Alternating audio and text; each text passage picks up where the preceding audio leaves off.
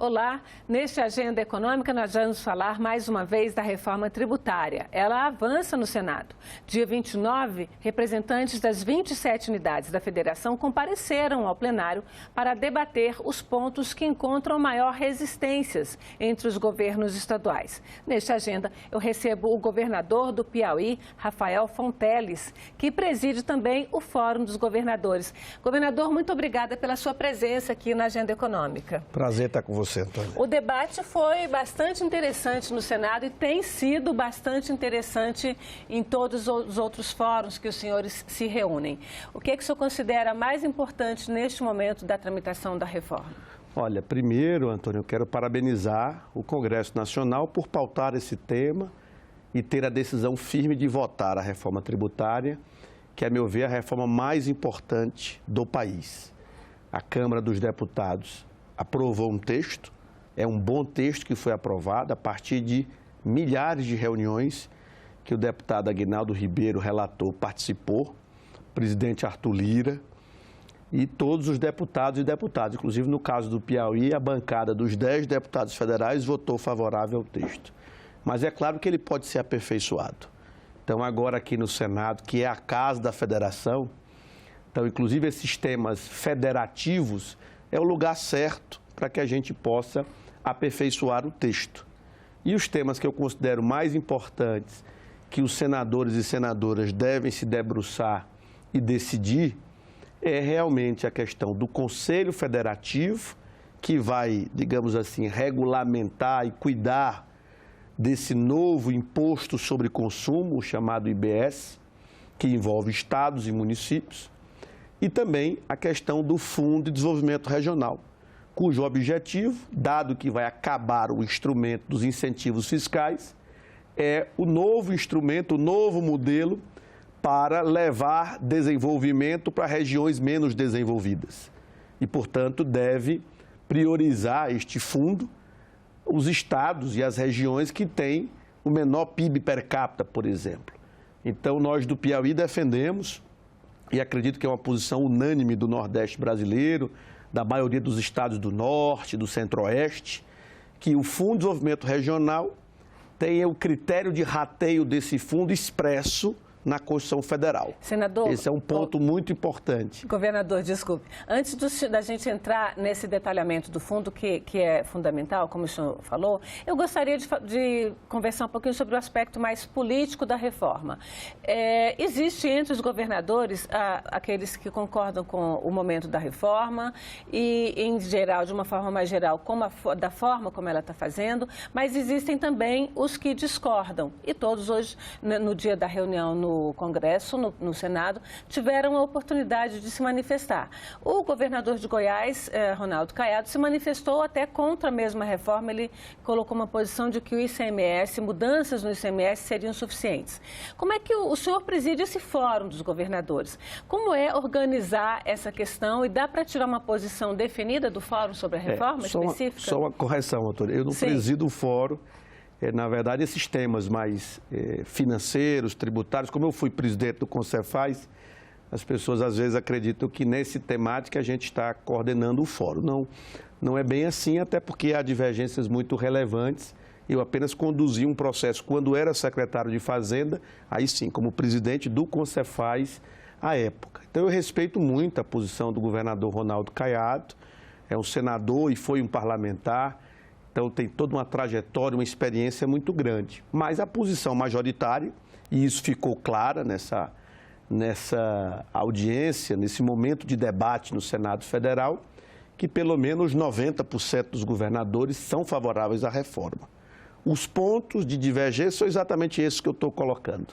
Conselho Federativo, Fundo de Desenvolvimento Regional, alguns ainda colocam a questão do percentual do fundo destinado para o seguro-receita, dado que é uma transição longa, ninguém quer perder receita e ninguém perde receita.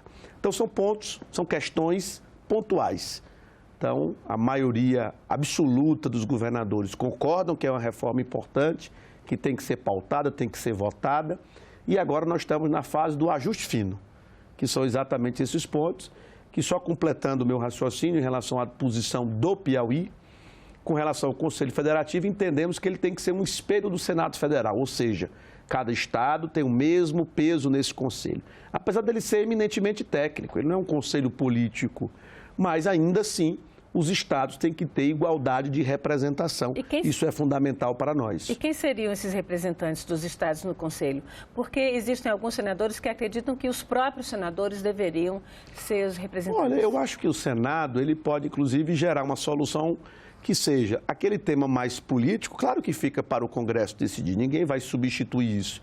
Mas temas mais técnicos que dizem respeito a um imposto estadual, veja só, o IBS não diz respeito à União Federal. Ele é um imposto exclusivo de estados e municípios, porque se optou por essa separação. Então, os governadores, né, têm que ter uma participação neste conselho. Então, o que o Senado pode fazer? Fica aqui uma sugestão, né? É delimitar o que esse conselho é capaz, poderá deliberar. Se for uma questão mais de ordem política, claro que o Senado pode ser o resolvedor da questão. Mas se for algo mais técnico, diz respeito ao tributo em si, à interpretação, ao regulamento, que isso seja feito por um conselho paritário entre os estados do Brasil e também com participação dos municípios, porque parte desse recurso vai para os municípios. Então, eu acredito que esse meio termo seria o ideal, mas é claro que são os 81 senadores e senadoras que vão bater o martelo. Mas esse conselho seria, então, responsável, no entender do senhor, por fazer esse ajuste à arrecadação e à distribuição dos tributos? Na verdade, é tudo muito automatizado. É exatamente a beleza dessa reforma, é esse salto tecnológico que nós teríamos em matéria de fisco e, portanto, facilitando a vida do contribuinte e garantindo receitas para estados e municípios, sem ninguém perder receita. Esse é um princípio da reforma. Não há que se falar em municípios ou estados que perdem receita. Você pode falar até em estados ou municípios que ganham mais em função da mudança do princípio da origem para o destino, que é usado no mundo inteiro. O Brasil é o único país do mundo em que parte do imposto de consumo fica na origem e não integralmente no destino. Então, finalmente, o Brasil vai dar esse passo para se igualar ao que o mundo todo faz, que é o imposto sobre consumo fica no local do consumo. Isso é um princípio básico em tributação que está sendo observado nesta reforma.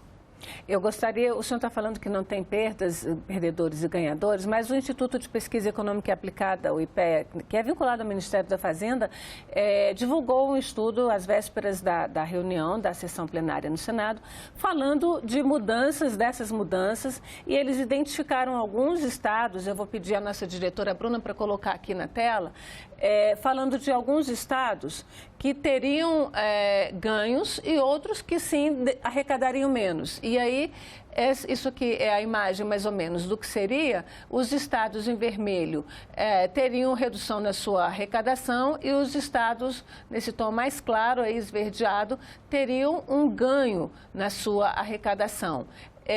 Então, o senhor não considera isso... Esse trabalho como Não, ganhos é uma e perdas? questão de interpretação. Respeito muito o estudo do IPEA, mas a questão não é quem ganha e quem perde, é quem ganha mais e quem ganha menos. Mas é um princípio da reforma, por isso que a transição é de 50 anos, para exatamente garantir que nenhum estado tenha perda real da sua receita atual. Então, não haverá perda de arrecadação a nenhum estado, nenhum município. O que esse estudo deve apontar, eu não li o estudo completamente, mas o que ele deve estar apontando é exatamente estados que são mais consumidores do que produtores, digamos assim, e, obviamente, vão se beneficiar mais, porque o imposto está migrando para o destino ao longo destes 50 anos. E os estados que são mais produtores do que consumidores, estados normalmente ligados à exportação, por exemplo, mas cada caso é um caso específico, eles ganhariam menos. Mas no conjunto da obra, todos ganham, ninguém perde receita. E o país, como vai crescer mais, esse crescimento vai beneficiar todos os entes da federação. Agora, o senhor está falando desse crescimento maior ou menor, dessa perda. Eu vou pedir licença aqui só. Esses estados que estão no verde mais escuro são os estados que, segundo esse estudo, ganhariam mais.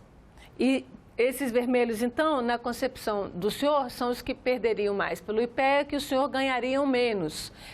E são estados produtores, né? São Paulo na área de indústria e os demais, São Paulo e Espírito Santo, né? Espírito Santo, muita mineração por exportação e os outros mais na área agrícola aqui e Amazonas pela Zona Franca de Manaus. O senhor acha que tudo isso aí dá para equalizar? Dá, sim. É o que eu estou insistindo aqui na tese, porque é um princípio que balizou toda a discussão da reforma. Se propôs uma transição longa, uma transição federativa longa, na distribuição dos recursos. Não tem nem a ver com os contribuintes. Para os contribuintes, a transição é de cerca de 6 anos.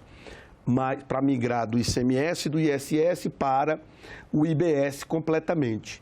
Então, essa transição longa é para garantir que ninguém vai ter menos do que a receita atual corrigida pela inflação. Isso é um princípio. Na hora de distribuir os recursos, primeiro se garante as receitas de cada estado e de cada município, com base no parâmetro atual, por exemplo. Claro que vai ser deliberado exatamente qual é a média dos anos que vai ser utilizado isso, e vai ser aplicado. A diferença é que você vai distribuir pelo princípio do destino. Então, isso garante que não há perdas. É por isso que eu insisto, não há que se falar em estados e municípios perdedores, porque não há nenhum estado que vai ter uma arrecadação real menor do que a que tem hoje. E a questão do fundo, o fundo que seria criado, né, o fundo de compensação, esse fundo, ele pode equalizar isso, essas reduções iniciais ou não? Na verdade, não depende do fundo, é automático. Esse Conselho Federativo, essa instituição que vai centralizar essa arrecadação, ela vai distribuir os recursos observando esse princípio de forma automática.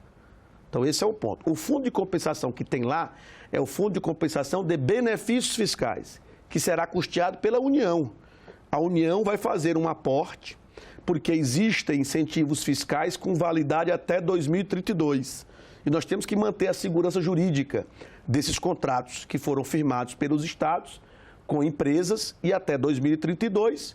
Como começa a migração antes disso, a União colocou essa contribuição para poder compensar estas empresas para que elas não percam o benefício já adquirido. Depois de 2032, não tem mais incentivo fiscal, não há mais nada para compensar. Aí você vai ter o aporte da União para o Fundo de Desenvolvimento Regional, que é isso que eu falei mais cedo aqui, que deve ter na Constituição Federal o critério de rateio pelo inverso da renda ou do PIB per capita. Por que isso? Porque a função do Fundo de Desenvolvimento Regional é diminuir as desigualdades regionais. Ou seja, tem um princípio constitucional, um mandamento constitucional, que diz que a União, a Federação, tem que contribuir para diminuir as desigualdades regionais. Ora, então eu tenho regiões do país que têm a renda per capita menos da metade de outra região. Então nós temos que desenvolver mais essas regiões. Como é que você faz isso? Se você não vai ter mais o incentivo fiscal para atrair indústrias, você usa o Fundo de Desenvolvimento Regional. Agora, governador, o governador de São Paulo declarou recentemente, outros técnicos de São Paulo, que São Paulo também tem pobreza, então, portanto, também tem direito a esse fundo. A briga por esse fundo vai ser grande. O que o senhor acha que pode ser a melhor solução? Sair daqui da votação do Congresso bem escrito, como é que vai ser esse rateio? Olha, isso está fácil de resolver. Desigualdade regional não é a mesma coisa de desigualdade social. Esse fundo não é um fundo de combate à pobreza. Ora, qual é o maior orçamento, qual é a maior política pública da União? É o Bolsa Família. Qual é o estado que recebe o maior número de beneficiários do Bolsa Família? Naturalmente que é o estado de São Paulo, que a despeito de ser um estado muito rico da Federação Brasileira, ele tem várias pessoas na faixa da extrema pobreza e, portanto, recebem o Bolsa Família. Exatamente para equacionar. Proporcionalmente, outros estados recebem muito mais, mas em número absoluto, você tem São Paulo. Então, você já tem essa política pública de transferência de renda para combater desigualdade social. Desigualdade regional é outra coisa. Nós temos a média da população de regiões com menos da metade da renda, da riqueza, da média da renda e da riqueza de outra região. É isso que nós temos que corrigir.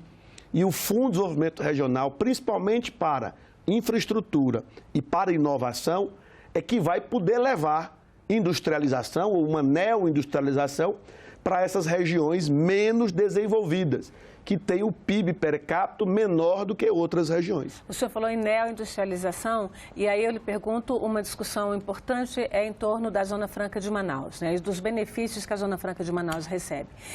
Esse fundo, ele poderia ter entre as suas premissas que os recursos fossem destinados a projetos industriais ou a outros projetos ligados mais à biotecnologia, ligado a indústrias sustentáveis. Ele pode ter regras que realmente pensem num país futuro? Olha, eu defendo isso, que na hora de regulamentar o uso do fundo, aí não precisa ser na emenda constitucional, o critério de rateio, sim. Por quê? Porque os estados querem que isso esteja na Constituição, porque é mais seguro para esse critério não ficar mudando ao longo do tempo. Mas com relação à utilização, isso pode ser regulamentado depois, e eu defendo claramente, até porque o Piauí é um exemplo de produção de energia limpa, por exemplo, de preservação da vegetação nativa. Fora da Amazônia Legal é quem tem o maior percentual de vegetação nativa preservada. Então, eu defendo que tem um componente muito forte de sustentabilidade na hora de aprovação desses projetos de infraestrutura, de inovação, de fomento econômico. Então, eu acho que tem que, essa pegada verde, digamos assim, ela tem que estar presente muito fortemente nas deliberações sobre o uso desse Fundo de Desenvolvimento Regional. Governador, falando de um outro setor que são as exceções, né? O governo fez um estudo inicial falando que se não existirem exceções, se for todo mundo na mesma alíquota, o teto de imposto no Brasil fica em torno de 22% até 25%. Agora, se tiver exceção, isso aí vai lá para 27%. E a gente já tem uma lista de exceções de setores que pagariam 40% da alíquota. Como é que o senhor avalia essas exceções? Olha, eu avalio com muita preocupação e externei isso na minha fala aos senadores e senadoras. Quanto mais você coloca segmentos econômicos na alíquota reduzida ou na isenção, a alíquota normal, principal, ela vai aumentar. Então, a sociedade vai pagar o preço do mesmo jeito.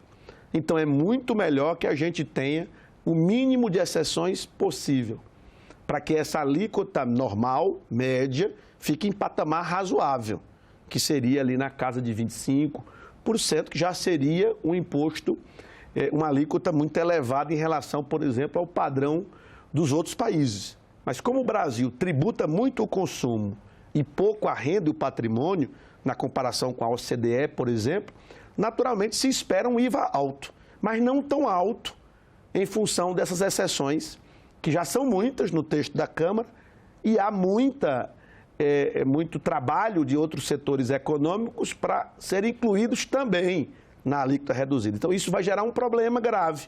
Essa alíquota, que já seria alta normalmente, para o padrão brasileiro de tributar muito consumo, mas ela pode ficar muito alta em função dessas exceções.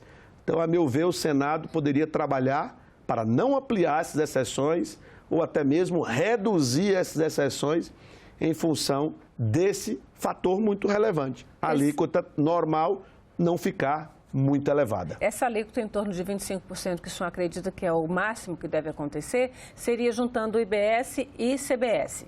Os estudos mostram que com as exceções já colocadas, já estaria na faixa de 27% a 28%. Então já é muito alta. Então, se você colocar mais exceções, isso pode ir a 29%. Então, tem que ter muita cautela nisso. Não adianta você fazer desse sistema novo um sistema de exceções. Já é o mal do sistema atual, que é um sistema em que as pessoas estão sempre procurando, os setores, um privilégio, em função da sua força política. Ora, termina gerando um problema para todo mundo. Então, o melhor, como é no mundo todo, é uma alíquota, ou quando tem duas ou três, poucas exceções nessas outras alíquotas. Agora, governador, 10 anos para a transição, né, aí entre ICMS e IBS, é razoável, né? É um tempo longo no Brasil, mas é razoável. Agora, 50 anos de transição aí para essa questão da regularização dos recursos entre os estados, não é longo demais, não. A gente tem muita coisa acontecendo no Brasil em 50 anos, né? Olha, a transição dos impostos, essa de 10 anos, ela terminou ficando em 10 anos por causa desse marco temporal do 2032, que é quando encerra os incentivos fiscais. Então, você vai ter o tempo da alíquota teste, tem o tempo de regulamentação. Então, na verdade, a transição ficou ali em 6 ou 7 anos, porque ela começa efetivamente ali em 2025, 2026, até 2033, né? Então, 6, 7 anos. Agora, a transição federativa, que não diz respeito ao contribuinte, é uma divisão do bolo tributário entre os entes da federação, ela ficou em 50 anos. Na verdade, uma transição de 20 e poucos anos até migrar para o destino e depois o tempo do seguro receita. Eu acho muito longo, eu acho que isso poderia ser reduzido.